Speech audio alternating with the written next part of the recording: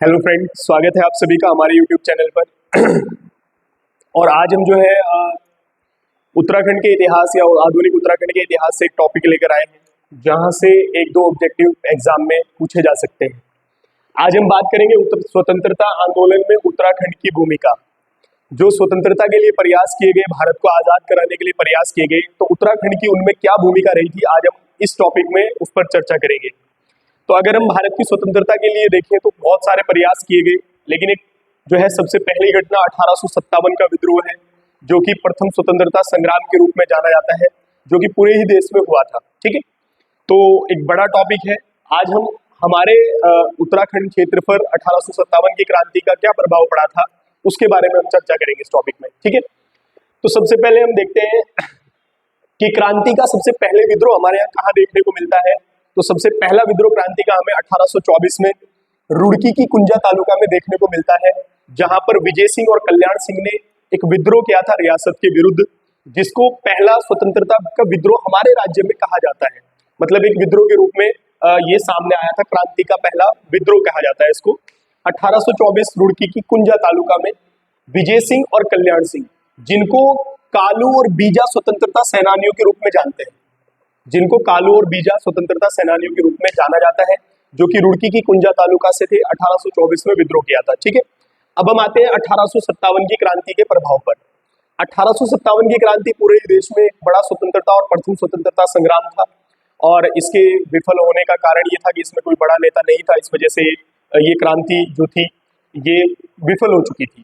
ठीक है, तो हमारे उत्तराखंड में इसका क्या प्रभाव पड़ा था, तो उसके सबसे पहले जो ऑब्जेक्टिव बनता है वो ये है। हमने आपको बताया था कि उत्तराखंड दो मंडलों में विभक्त था, गढ़वाल और कुमाऊं।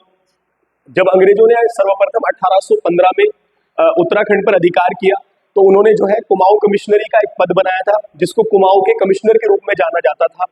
जैसे 1815 में सबसे पहले हमने पहले बात की थी, ई गार्डनर को जो है कुमाऊं का पहला कमिश्नर नियुक्त किया गया।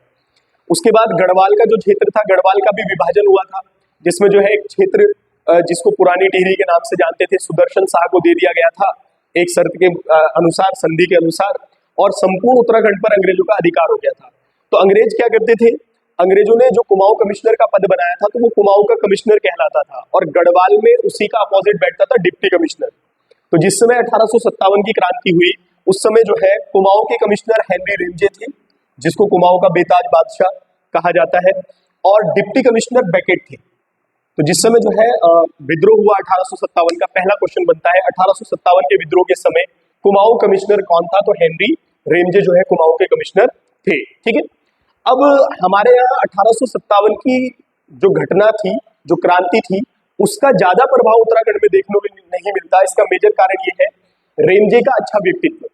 रेमजे का अच्छा व्यक्तित्व था, यहाँ तक कि जो कुमाऊं के लोग थे वो इसको प्यार से राम जी भी बोलते थे, और इसको कुमाऊं का बेताज बादशाह कहा जाता है। ये बहुत ही लोगों के साथ अच्छा इसका व्यवहार था, ये भी कारण था। दूसरा, विफल इसलिए हुई क्योंकि 1857 की क्रांति के समय जो है सुदर्शन शाह टिहरी रियासत के राजा थे, और सुदर्शन शाह अंग्रेजों से संधि कर चुके थे कि अगर कोई विपत्ति आन पड़े तो हम आपकी सहायता करेंगे। इसलिए गढ़वाल में भी ज्यादा विद्रोह देखने को नहीं मिलता। लेकिन फिर भी एक घटना हमारे उत्तराखंड में घटती है, जिसको कहा जाता है काली कुमाऊं की घटना। इसको हम काली कुमाऊं की घटना के रूप में जानते हैं। ये क्या है कि चंपावत के बिसुंग गांव चंपावत के कालू सिंह मेहरा या कालू मेहरा का अंग्रेजों के साथ संघर्ष हुआ। कालू मेहरा का अंग्रेजों के साथ संघर्ष हुआ, और संघर्ष होने का कारण मैं आप लोगों को बता देता हूं क्या है। जो कालू सिंह मेहरा थे, इनको जो है अवध के नवाब, अवध के जो नवाब थे, नाम था वाजिद अली। वाजिद अली,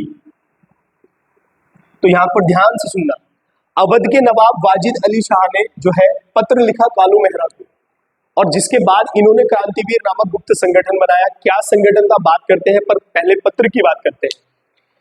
अवध के नवाब वाजिद अली शाह ने कालू मेहरा को पत्र लिखकर कहा कि अगर कालू मेहरा पर्वतीय क्षेत्रों से अंग्रेजों को भगाने में या विद्रोह करने में सफल हो जाते हैं, तो हम पर्वतीय क्षेत्रों का शासन कालू मेहरा को सौंप देंगे। जिसके बाद इन्होंने जो है कहते भी, ये प्रश्न भी बनता पेपर में, किसके कहने पर जो है क्रांतिवीर नामक गुप्त संगठन बनाया था, तो वाजिद अली के कहने पर जो है गुप्त संगठन बनाया था, जो अवध के नवाब थे। अब इन्होंने जो है कुमाऊं में एक संगठन बनाया, क्रांतिवीर नामक गुप्त संगठन। पेपर में प्रश्न यहीं से बनता है, क्रांतिवीर नामक गुप्त संगठन किसने बनाया था, बिसुंग गांव के चंपावत के कालू सिंह मेहरा। इनके दो साथी और थे, आनंद सिंह और बिस्ना सिंह, जब जो है ये विद्रोह किया, इन्होंने क्रांतिवीर नामक गुप्त संगठन बनाया, तो अंग्रेजों ने इनको गिरफ्तार कर लिया और कई सालों तक बहुत सारी जेलों के अंदर इनको रखा गया था। और प्रथम स्वतंत्रता सेनानी के रूप में उत्तराखंड के इनको जाना जाता है। जो इनके दो साथी थे इसमें आनंद सिंह और बिस्ना सिंह, इनको जो है पकड़कर फांसी दे दी गई थी अंग्रेजों के द्वारा। अब इन्होंने, देखो ध्यान से, यहाँ से प्रश्न ये बनता है, काली कुमाऊं की घटना क्या थी? कालू सिंह मेहरा का अंग्रेजों से संघर्ष, ये काली कुमाऊं की घटना थी। किसके कहने पर क्रांतिवीर नामक गुप्त संगठन बनाया? तो वाजिद अली अवध के नवाब जो थे, उनके कहने पर इन्होंने क्रांतिवीर नामक गुप्त संगठन बनाया। और जो है इनको उत्तराखंड का प्रथम स्वतंत्रता सेनानी भी कहा जाता है। तो एग्जाम में यहीं से ऑब्जेक्टिव बनता है कि किसे जो है उत्तराखंड का प्रथम स्वतंत्रता सेनानी के रूप में जानते हैं, तो कालू मेहरा को। अब एक घटना और है जो इंपॉर्टेंट है, हमारे उत्तराखंड से संबंधित है। नाना साहब, जो कि जो है धोंदू पंत के रूप में जानते हैं इनको, इनका उपनाम है, ये कानपुर से 1857 के विद्रोह का जो है नेतृत्व कर रहे थे। और ये 1857 की क्रांति के समय हमारे यहाँ जोगी के बेस में उत्तरकाशी में आकर रुके थे।